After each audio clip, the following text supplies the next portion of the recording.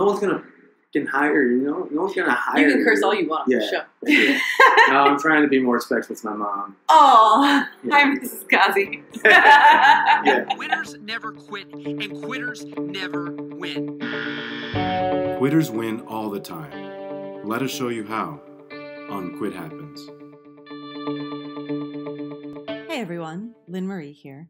Before we get started with this episode of Quit Happens, which is coming to you from Los Angeles, California, instead of the usual San Diego, just wanted to let you know what this mysterious sound is in the background. We were fortunate enough to get to record at actor Ruman Kazi's house, and there's some construction going on outside that no amount of closing the windows or turning the microphones in different directions could combat. So when you hear what sounds like a heartbeat every now and then, it is trucks going over some kind of structure. So that led to some, let's say, audio gymnastics and ninjery that had to be done. So forgive the audio for being a little bit off in quality this week. Hopefully you can hear everything Ruman has to say. He had a lot of good advice, but just want to let you know that it's not your heart racing. That's just on the audio. And one more thing, if you enjoy this podcast and you'd like to hear more about strategic quitting, I invite you to come visit me on my website at quittingbydesign.com. And you can also find me on Facebook at Lynn Marie Morski, Quitting by Design, and Instagram at Quitting by Design, and Twitter at LMorski, Morski. Hope to see you all there. And now, without further ado. Hey everyone, welcome to the next episode of Quit Happens. Really glad you've joined me today. Today, we are fortunate to have Ruman Kazi, who is a former CPA and now on TV. He has been on The Good Place on NBC, Shooter on USA, among other shows, and is currently a performer at UCB, which, for those of you non-Californians, is the Upright Citizens Brigade improv group, started by Amy Poehler, right? Or her gang? She was one of the founding four, the UCB four, they're referred to. Started in Chicago, moved to New York, and is now out here. Yeah, Ruman is the first person to take me to one of these improv shows, and I was very nervous. I seem to think improv was going to make me as nervous as I was going to be nervous for the people. Oh, yeah. It was not at all like that. They didn't look nervous. I was like, okay, I'm going to stop being nervous for you. Oh, that was fun. I'm trying to remember that when Horatio Sands did a drop-in. And the guy from Superstore. Colton Dunn. Yes. He's always on that team. Oh, okay. So that was not a surprise. Yeah, there were some good famous people on that team. Thomas Middleditch was on that team for a while from Silicon Valley. Yeah. It was very cool. Well, Ruman and I met out in LA, but we were actually from somewhere about a mile from each other, I think, in Southern Illinois. But I met Ruman out here. By the time I met him, he was already directing. And I learned that this was not his first life. He did not start off his, let's say, professional career in acting or directing. He started off as a CPA. So I thought this was like, your typical quitting story. You know, I got into accounting. I didn't like accounting. And I asked Ruman, and I was a little off on that. So I'm going to let you tell a little bit of that story. Okay. Well, I guess it has to go back to college. And I started college as a biomedical engineering major because that's what I wanted to do. Then I was playing the drums in a band and I didn't really start playing the drums at all seriously until college. But I ended up getting pretty good at it and started playing concerts and things. And then I basically was like, okay, I can't envision myself as a scientist anymore. Well, I'll just quickly share a dream that I had that led to me, I guess, one of the first quitting experiences, which was leaving biomedical engineering. I had a dream that a lot of people might know or not know. Research scientists, biomedical engineering, anything like that. These are processes that take 15, 20 years plus, or whatever it is that you're working on. So in my dream, I was working on this robotic machinery for surgeons, and kept being off like just a little bit. And then so I would leave my work laboratory and come home to like my home laboratory. And in the dream, I remember being married, and I had 3 kids and daughters. essentially, I feel like I saw the next 30 years of my life play out. And it ended with me coming home, ignoring the family. They were all seated at the dinner table, ignoring them, going straight to the basement to work on my project. You know, now at this point, 30 years and this dream has gone by. And I had the last iteration of the experiment that I thought would make it work, did not work. And whatever moment happens that turns a scientist into a mad scientist happened. And I remember just being like, it doesn't work. And then in the dream, I was like, saw like a rat or something scuttle by. And I'm like, I'm going to put a bird's head on that rat's body. And then I woke up. Wow. Like cold sweat kind of situation, literally sweating. And I switched to business school the next day because there was no music program at St. Louis University where I went to college. Yeah, I was like, I don't have any real passions exactly. So I'll go to what I refer to as the School of No Passions, which was John Cook School of Business at St. Louis University. So that's my first time quitting, I think. It's pretty dramatic. I love it. So then the plan was, all right, I'm going to get my CPA license or any of those kind of financial designations, work at that job for 5 years, meanwhile continue to get real good at playing the drums, and then move to a better market for it. In my mind, it was like Atlanta is probably where I was going to go because they're a hub for the kind of weird metal that I like to play. Yeah, I think that's it. That's how you arrived at accounting. Yeah. Yep. So that was an 8-year plan, essentially, because that was my second year of college that had happened. And then I needed to add a year to that for the major. So I was in college for 3 more years and then 5 years of working. So at that point, it was 2003. And I was like, fall of 2011, I'm moving to a better market to play the drums. That's incredible. That has to be one of the longer quit trajectories I've heard. Yeah. Since then, what I didn't realize was how much time that day job takes for me. And studying for the CPA exam and all that, it's all fine. Because realistically, I wasn't good enough to become a professional touring drummer at that time. So I needed those 5 years, 8 years to get real good at it. But then the problem happened in 2009. I got concussions playing hockey, and I couldn't play the drums anymore. So acting came out like about a year or 2 later when I'm just like super depressed. I had a friend of mine, Brennan Peters, who she was also from Belleville and is now out here writing, doing very well for herself. She asked me to audition for some short films she was casting. So that got me into this whole world. How far along were you in the plan? You said 2009. So you were essentially 2 years away from this magical day where you were going to be able to go to Atlanta and start drumming. Yeah. And then you had to reevaluate. So is that just kind of fortunate that acting came along and right at that time? Was there a period of time where you were goalless and you didn't know what you were going to do? Yeah, about a year and a half or so. Fortunately, our band was the musical guest of some variety show in St. Louis. And after we got done shooting our music portion, the hosts of the show liked me particularly and were like, can you come back and do some of these? We want to put you in some sketches that we're shooting. I was like, yeah, sure. So that was my first time acting at 26 years old. And then I had done like one of those 48-hour film festival films, which is a nationwide, global competition. And my friend Brennan, who I mentioned just a few minutes ago, she had seen one of those pre-concussion performances as an actor. And so she reached out to me. But until then, I had never really considered acting like something that I did. It was just an opportunity that came up and I, messed around. Gotcha. But then after music went away and the concussions and everything happened, I was very much lost and in like a dark place because all of the things that I thought that I maybe special, I didn't have anymore.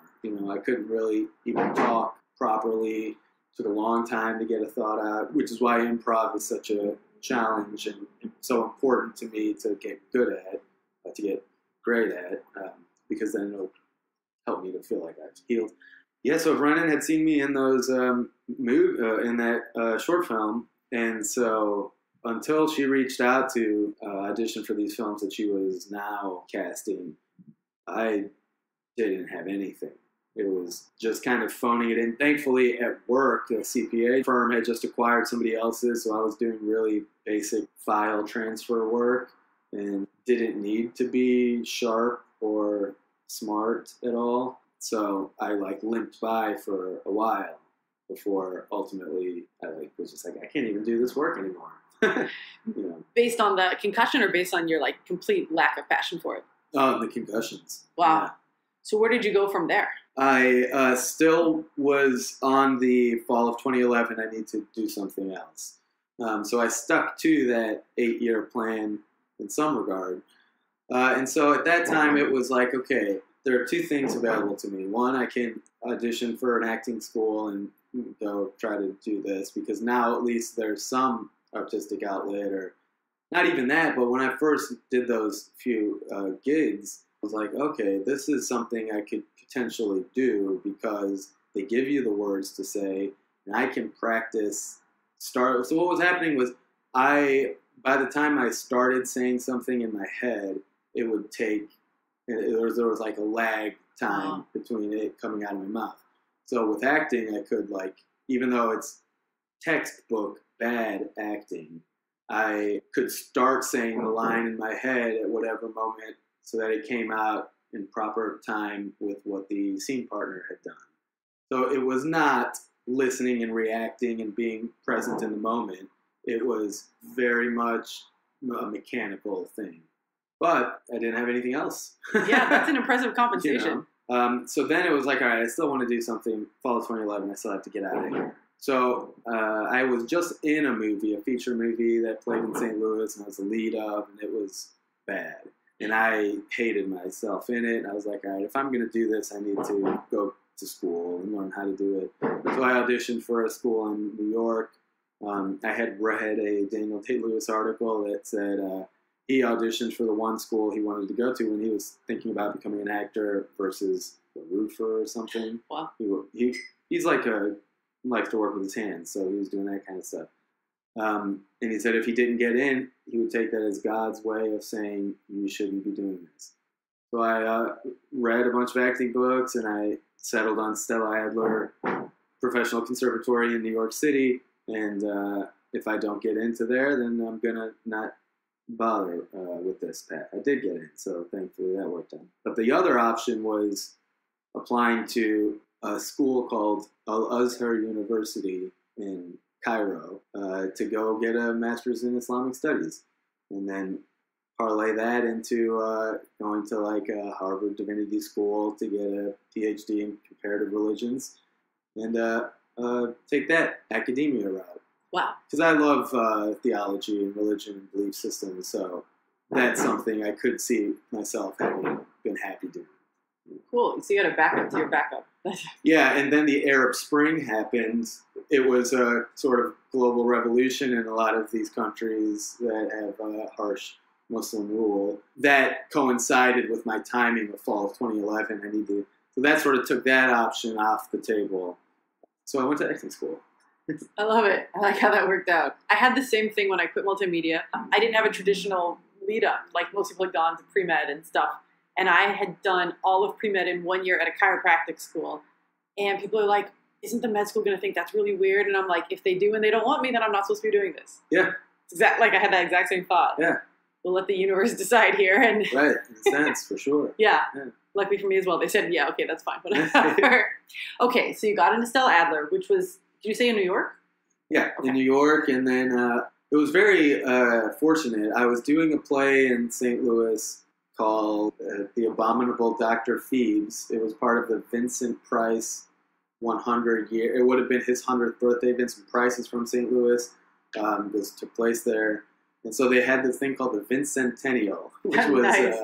All of these different arts groups, musicians and painters and theater companies. And then in auditioning for that, the artistic director was like, hey, we're doing Shakespeare's Merry Wives of Windsor after this play. So if you want to audition for that, yeah, you should. I was like, no, I'm not. But I did eventually, and I got a part, which was great. And so in between these plays, one closing and the other one opening, was 1 week time.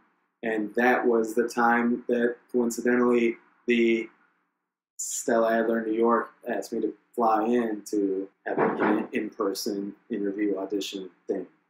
And it fell on my birthday, actually.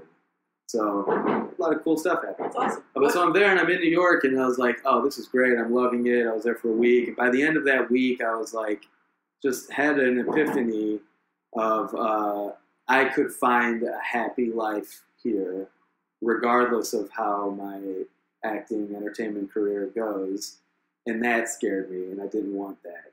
So I came to Los Angeles, where I've heard from everybody that unless things are going well for you here, it's gonna suck. You know, yeah, the weather's great, but like the city's not really a city exactly. It's very expensive, disparate. Like, whereas in New York, you have people who are doing all kinds of things from all sorts of places. So I think I knew that it would be easier for me to find a little community, and as acting gets tougher and tougher when you get into it, it would have been easy for me to quit acting over there. Whereas here, I can't do that. Yeah, I like that. I like how you built in these motivation centers for yourself. Yeah, it might be like, I don't know, maybe I'm a masochist. It's definitely on how you see it, because I was just thinking like, wow, the 2 CPAs I've had on are 2 of the most strategic, planned out quits I've had, which is not terribly surprising. But you can see it as masochistic as you like. It just seems really super strategic and detail oriented to me. Yeah. Because you even like plan to prevent another quit. Yeah. That's awesome. Well, I mean, all of those, I learned a lot from that biomedical engineering dream.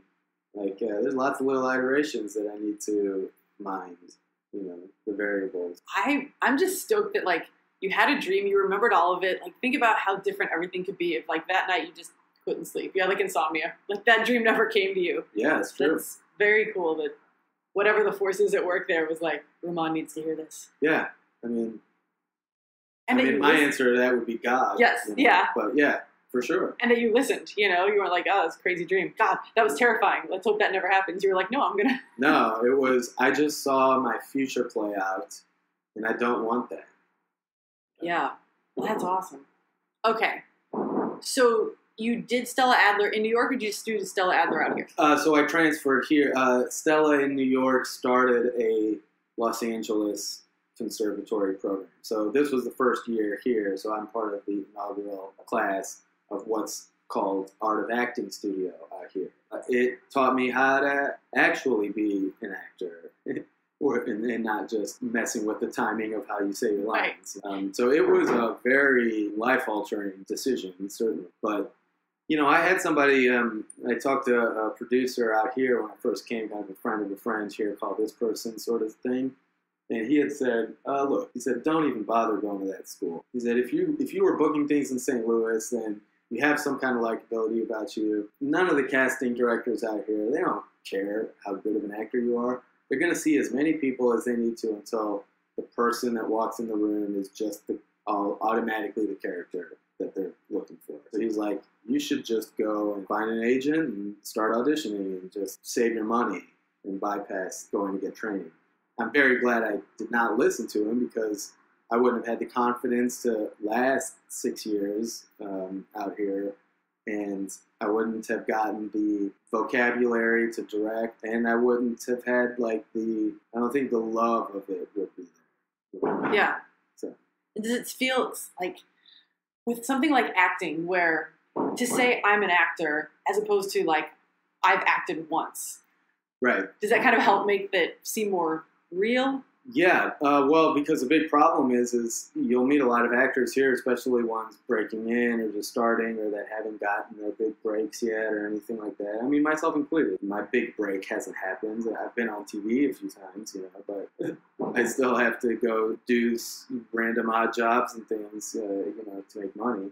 But what you have here is a lot of people are like, yeah, I mean, I'm an actor, but I don't know, yeah, I guess. There's the old joke of like, oh, you're an actor? What bar do you work at? Or whatever. Yeah. So you have a lot of people who will like stare at their feet and kick the sand when they talk about being an actor. And that's, no one's going to can hire, you know. These sets are like $1 million a day that they're spending on. If you can't say I'm an actor without staring at the ground or feeling apologetic about it, then how do you expect somebody to invest that money into you to put you on their set? Yeah. You can't. You shouldn't expect it. Right. So. No, it's a legitimate point. Yeah. Okay, so we'll get back in a bit from you at Stella Adler to now, but if we could rewind a little bit. When you decided initially your, what was it, 6-year plan, 8-year plan? 8 years. 8-year plan. Did anybody else know about it? I don't think to the specificity that I had it in my head. Like your parents or your friends, did they know that accounting was a stepping stone to something totally unrelated to accounting? Yeah. Okay. Yeah. Everybody knew that. Yeah, because it was by design. I'm stepping away from something I wanted to do in biomedical engineering to do this thing that really is just a big, massive backup time. So any fears about quitting biomedical? Because it sounds like you just decided that overnight, which is pretty impressive. Yeah, it took no time. I woke up, I took a shower because I was gross, dirty. You're all sweaty. My whole bed was wet. Yeah, once my guidance counselor that day, it switched. That's awesome. So one of the reasons I really wanted to have Ruman on is because when I went to write my book, I asked him, as a former CPA, for financial advice he would give to people preparing for their quits. And he gave some very concrete advice about what he had done. So if you could share the steps you took to prepare yourself. And maybe, I think yours was more of a mindset shift about what you... Yeah, you remember? Yeah, it was essentially like, now we have to be okay with going and doing quote-unquote jobs that we are better than. you know? Yeah. For example, I unload semi-trucks of boxes and just move things around, or working at a restaurant, or any of these kinds of sort of more menial jobs that are a pure hourly rate. You're not getting a salary on any of this. So for me, it was sort of like, all right, well, let me just examine this from a cash flows perspective of like, I need to make X amount of dollars this month because of rent, etc. And so it's really just, none of this is a career stuff because I have a different career that I'm working toward. It's really just, I need money. So it frees you up from having to kind of think about all of it's really ego stuff. And basically, I think what I mentioned to you was taking like that salary job that you had in terms of the dollar amount that you're getting paid, factoring in all of the overtime they make you do, and not even quality of life, just like you're putting in all these hours, you're not getting paid any more for it. And if you break that down into an hourly figure, it's probably not much more than what you would go and do being a nanny or a bartender or a construction worker, or, you know, any of these kinds of odd jobs that keep people alive. And so ultimately I was like, oh man, if I can find a job that pays like $20 an hour, 15 to 20, that's not that much less than what I was making as a staff accountant in like an entry-level professional career. Yeah. I think that's what it was. Yeah, that was absolutely it. Yeah. And just for interest's sake, anybody who might be in that position, what were the kinds of things? You said unloading and loading trucks at some point. What all jobs have you done? Putting together IKEA kitchen cabinetry and installing it, building a dog kennel. You're doing something political at some point, right? Like canvassing. I did canvassing for a while. That was pretty good. Later on, I started doing like acting coaching and putting audition tapes together, things like that, at least related to my field. Right. But didn't you say one of the people who's currently on Superstore was a barista with you or something? Oh yeah, right. He was the host of the restaurant that I worked at, and then from that job, if you count me, which won't, 2 other people from there are like always on TV now. So really? It's kind of cool. What was this restaurant? Should any magic actors want to know? Yeah. It's a Ray's Stark Bar. I think think that's what it's called, and at LACMA at the museum. All right. Yeah. So financially, that's how you got through, was essentially, like you said, disillusion of ego. Like, Yeah, and I sold a lot of stuff, you know, and I'm not going to lie, I've had to borrow money from family, you know, it's embarrassing. But it is something that had to happen. yeah, and I appreciate you being real, because we all have. Like, Yeah. I was a doctor at some point. I think my mom was like, oh, we can take $250 from your grandma's account. Like, because I was like, I'm living off of it. You stole money from your grandma? Totally. I'm just glad I have affluent siblings. Nice. Yeah, I didn't have any of those, and Grandma had some Social Security or something. Yeah. Because I was living off of I don't eat ramen, but whatever the ramen equivalent is, Cheerios, I think. My mom was like, here, I'm going to send you $250. I was like, Yeah. God, this is what being a doctor is. I'm borrowing money from my grandma. Yeah. We've all been there. Oh, yeah. Okay. So how did it go from finishing Stella Adler to getting your first directing or some of the more major acting gigs you got? It was 2.5 years. I think I got NCIS in the summer of 2015. So that was a full 2 years after graduating from acting school. I had gotten like little paychecks from independent films or TV or shorts and things like that, like little small bits and pieces. But the first like big check, now I have to join the union, was NCIS. Gotcha. Very cool. And then The Good Place was 2016, right? Mm-hmm. Yeah, that happened. Like I had left the manager I was with and got signed by somebody else. And 3 weeks after that, they dropped me, and then I directed my play, and I wasn't even looking for representation or trying to get back into it, because I was like, now I'm going to run this theater company that I started and closed, but would have like weekly acting workshops. And it was really great. There was a lot of wonderful actors there and people that were appreciative of what I was able to do for them in terms of development. But in doing that play, a friend of mine, who's now a very close friend of mine, she found out that I did not have representation and was like, took it as an affront to talent everywhere. And so she got me a meeting with her manager. And then like a month into that, I started, like almost immediately, I started auditioning a lot, and then got The Good Place that following pilot season. Cool. Okay, along the way, like you're talking about different representation and your other side jobs, were there any significant quits in there? Oh, yeah. I kept my CPA license, and I had some independent clients that I would do their tax returns for and some kind of ongoing bookkeeping work. But then as I was going through acting school, it's a lot of work, and it's very difficult. And I did not have the time to give to these clients, and I felt like I was violating my fiduciary responsibilities to them. And so I told them all, I think I did it in a mass email, actually, because I was so over it. I was just like, I'm no longer here at CPA. Yeah. The bridge burn. Yeah, I was like, I can't do it anymore. And everybody moved on, you know. Because there's a lot of expense involved in just maintaining your license and doing the continuing professional education credits and all of that. Yeah, so that was another level of kind of quitting to sort of clear my headspace for the real job. So how does it work, like when you had the job at the restaurant? Like you're scheduled for Tuesday, they call you Monday and say you got an audition Tuesday. Oh, it never came up. But in that situation, it's just usually what people do is you have to get somebody to cover, and if you can't get anybody to cover, you just don't show up, you get fired, you have to find a different job. Gotcha. So, okay, for everybody listening, when I asked Ruman to be on the show, it was a no-brainer. He was my first thought because of all the information he'd given me about the financial preparation. And he said the same thing. If you heard the last episode with Eugene, well, but I since have unquit. Do I still qualify for the show? And I was like, of course. So I'm going to let Ruman explain the process of, let's say, going back to accounting. We'll call it unquitting. But, yeah. And then we'll go through why that's not necessarily an unquit. Yeah, well, essentially, I mean, I still had to do work. And after I sort of stopped doing my private client service, you take all kinds of jobs, whatever you can get.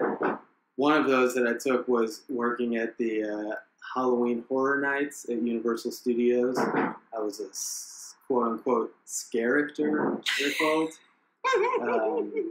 So I was working there, and I'm wearing this big fucking mask, and I'm in this weird posture for 8 hours, and I was like there, and thankfully I didn't have to act on top of it because I'm wearing a mask that does all the work for me, and I'm sitting in a stool and just spraying people with a water gag time to time.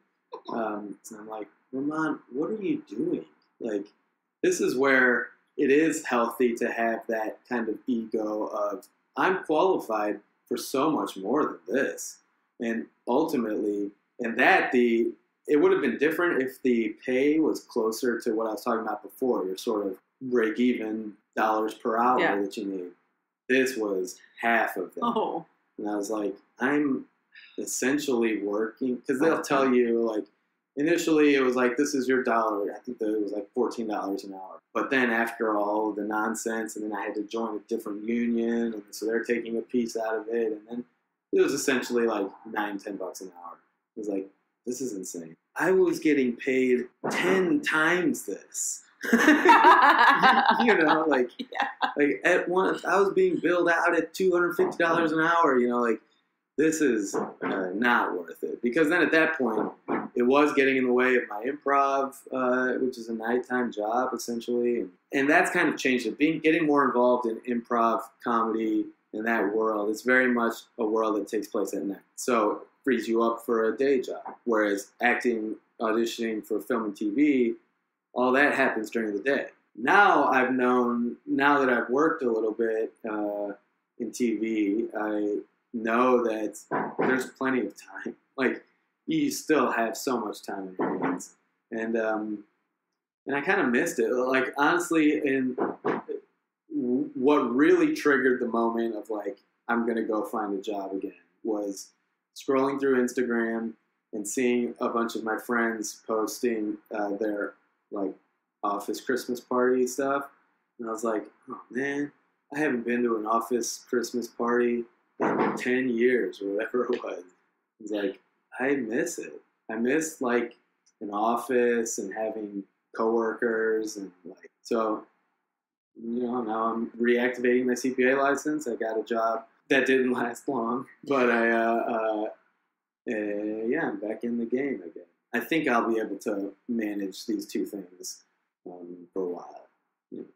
That makes sense, because I was wondering how you would go about telling the accounting place, I'm not coming in tomorrow, you can't get a replacement. But improv's at night. Well, that's the beautiful thing about accounting is, are there really any accounting emergencies? Fuck no. No, there's time. Unless it's like tax deadline or something, and you've already filed 2 extensions, then you have to do it. You know? Gotcha. But otherwise, like, I can do this work from anywhere, really. And it's like, oh, okay, I have to jump out to run to an audition for a couple of hours and then come back, and then you continue working. You know? Of the professions, I think this is one that can accommodate the unscheduled life of an actor. Gotcha. So, have you met any other CPA actors? Nah, I don't think so. I mean, they might be secret CPAs. You just don't know. Yeah. I mean, I didn't tell anybody else a CPA for this. This is officially the first time I feel Did your coming out party? Yeah. You're a rare breed in that your amount of scheduling and planning and always having a backup. I'm trying to see if there's anywhere in there you've ever had to do like the normal mental gymnastics associated with a quit, which is usually there's like some fear involved, like fear about the unknown, or fear of financial fears, or fear of what the family's going to say. Like, have you had any of that along this? Or No, and that's because I'm thinking back to a moment as a child. There's an episode of The Simpsons where Lisa is trying to go to an elite kind of prep school. The headmaster of these prep school comes with their like test administrator to evaluate Lisa. In evaluating Lisa, they see Maggie, Lisa's little baby sister, playing with her blocks or something like that. And they're like, oh, Lisa, yeah, you're smart, fine. Maggie, you're a genius. genius. We can just tell, even though you can't talk, like, we see that she has true genius in her. Lisa, you're probably, by the end of the episode, the headmaster tells Lisa, he's like, look, you are good at all of these things. Saxophone and all the political stuff that she did, or social justice stuff, every subject in class. And, like, I was good at all of those things, like, in subjects in class. Like, I certainly felt like more of a Bart, but I think I was a Lisa. In that episode, the bottom line was, look, you're good at a lot of things, but you don't have any one thing that you love enough to get great at. Because you have all of these other things that you are clearly very good at, you're never going to be put into a position to where your genius needs to do anything for you. So I remember relating to that, and maybe that's an egotistical thing to say. No, it would be more egotistical if I said I was Maggie. Right. Her little genius is. No, but it was, I remember being like, oh man, maybe that's what it is. Like, I have too many options. And I remember praying to God and being like, God, just, like, help me out here. You know, like, I'm so good at too many things. 15 years later, what happens is I get this concussion. I can no longer do the music. I can no longer do the acting. I can no longer just be a charming person in a conversation that happens in real time. And I'm left with this thing that I didn't even know I could do or had any desire to do. I didn't grow up wanting to be an actor. So essentially what happens is I think Muslims believe that God will answer your prayers in 3 different ways. Either he'll give you what you want when you ask for it, or he'll give you what you want at a more appropriate time, or he'll replace what you've asked for with something that he knows is really better for you. And so I think I fell into that third category through really tragic means, you know? So ultimately, all of these things, I was left with one option. I have been freed up now because of coming out of these traumatic events, to where now I'm, like, really not worried if, like, for example, I ride a motorcycle, and even if I get in a wreck, something happens, like, I mean, maybe this is my faith coming through, but, like, something will come out of it that will be fine, you know. This would be a good time to tell people what you're up to now and where they can see you and or hear you, drumming wise. Yeah. Because a lot of those things have come back. Yeah, yeah. So, yes, you can see me playing the drums for a band called People's Militia. We're a social justice punk rock band, and we play Sunset Strip usually, Rainbow Room a lot. I think we have a show at the Roxy coming up in February. And then, performing improv at the UCB Theater. Every Friday night I perform at the Improv Space in Westwood over by UCLA at 10 o'clock. And, you can see me in a few episodes of The Good Place and other TV shows. Yeah, I will not be reaching out to you to do your taxes. But if you want some standard business consulting that does not involve doing a tax return, I can do that. Good to know. Operational analysis, revenue consulting, internal controls environments, transferring to a paperless structure. I can help you with that stuff. And I think what's ultimately helped me to rejoin that world is that I've done it. Like, I successfully moved from Belleville, Illinois to Los Angeles, California, and I am an actor. And there's no taking that away from me. I did it. I love it. Yeah. That's a perfect place to end. You did it. That's awesome. Okay. I really appreciate you joining us. Yeah, absolutely. Thank you. Thanks for having me. Anytime. All right, everyone. Until next time, happy quitting.